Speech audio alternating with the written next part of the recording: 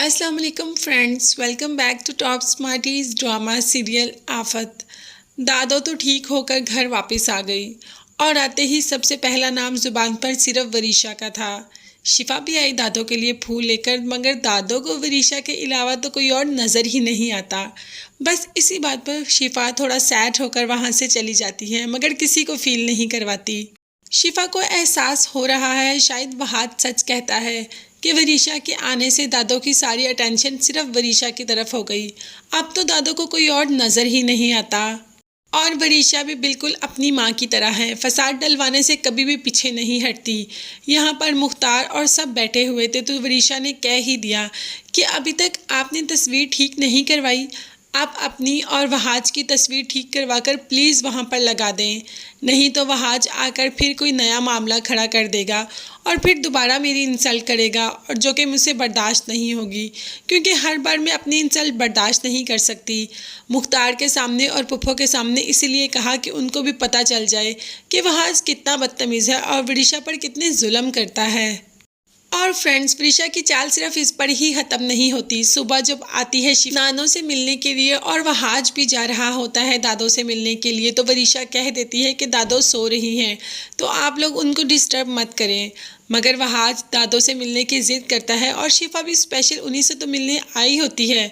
वो दोबारा जाने की कोशिश करते हैं तो रोक देती है वरीशा उनको। मुख्तार साहब भी यही कहते हैं कि ठीक है, अम्मा सो रही हैं तो उनको डिस्टर्ब मत करो। वहाज कहता है कि मैं ऐसे ऑफिस नहीं जाता और वैसे भी दादो नाराज़ हो जाएंगी, मैं एक दफ़ा उनको देख आता हूँ। मगर बाप के कहने और वरीशा के कहने पर रुक जाता है कि दादो वाकई ही सो रही होंगी, डिस्टर्ब भी ना हो जाए। मगर कौन जानता था कि इसमें भी वरीशा की चाल ही है। जब सुबह दादो ने कहा कि अभी मेरा नाश्ता नहीं आया, मेहरुन्निसा पर बोली कि नाश्ता भी नहीं आया और वहाज और शिफा भी मुझसे मिलके नहीं गए।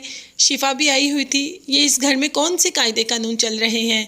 घर में सब कुछ बदल ही रहा है। तो मेहरुन्निसा ने कह दिया, वरीशा ने कहा था कि आप सो रही हैं, शिफा तो स्पेशल आपसे मिलने आई थी इसीलिए चली गई। तो फ्रेंड्स, यहाँ पर वरीशा भी अपनी चाल स्टार्ट कर देती है और कहती है, क्या मैंने कहा था? चची आप झूठ क्यों बोल रही हैं? मैंने तो ऐसा कुछ भी नहीं कहा था। मैंने तो कहा ही नहीं था कि दादो सो रही हैं। जब दादो सो ही नहीं रही थी तो मैं क्यों झूठ बोलूँगी? आप मुझ पर इल्ज़ाम क्यों लगा रही हैं? यहाँ पर मेहरुन्निसा तो हक्का बक्का ही रह जाती है। वो देखती ही रहती है कि वरीशा इतनी छोटी सी होकर इतनी चालबाज भी हो सकती है। इस वक्त तो वो बिल्कुल महक की कॉपी ही लग रही थी मेहरुन्निसा को। मगर मेहरुन्निसा ने कुछ भी नहीं बोला और दादो से सॉरी करके नाश्ता भिजवा दिया। वह आज भी शिफा से यही बातें कर रहा होता है कि मुझे यकीन नहीं आ रहा वरीशा क्या चाहती है। अगर मैं उसके घर के हालात देखूं तो वो बिल्कुल अपोजिट है। घर में अगर इस तरह के हालात चल रहे हैं तो उसे थोड़ा तहम्मुल मिजाज होना चाहिए, मगर वो तो हमेशा चालें चलती रहती है।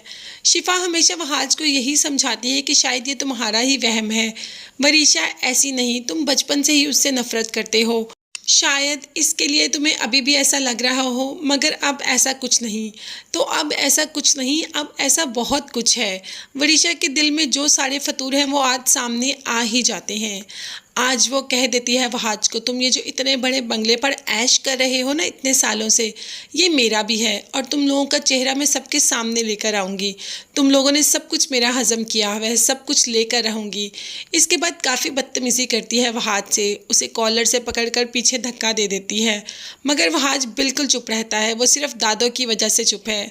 वो जानता है कि अभी वो वरीशा को कुछ कहेगा और वरीशा फिर अपना नाटक शुरू कर देगी, यहाँ से चली जाएगी और दादो बीमार हो जाएंगी।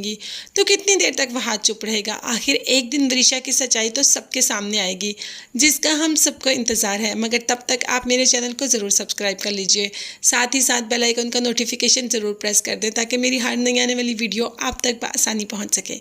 अपना बहुत ज़्यादा ख्याल रखिएगा, अपनी कीमती दुआ में मुझे भी याद रखिएगा और मेरी फैमिली को भी। नेक्स्ट वीडियोज़ तक के लिए अल्लाह हाफिज़, bye bye and take care.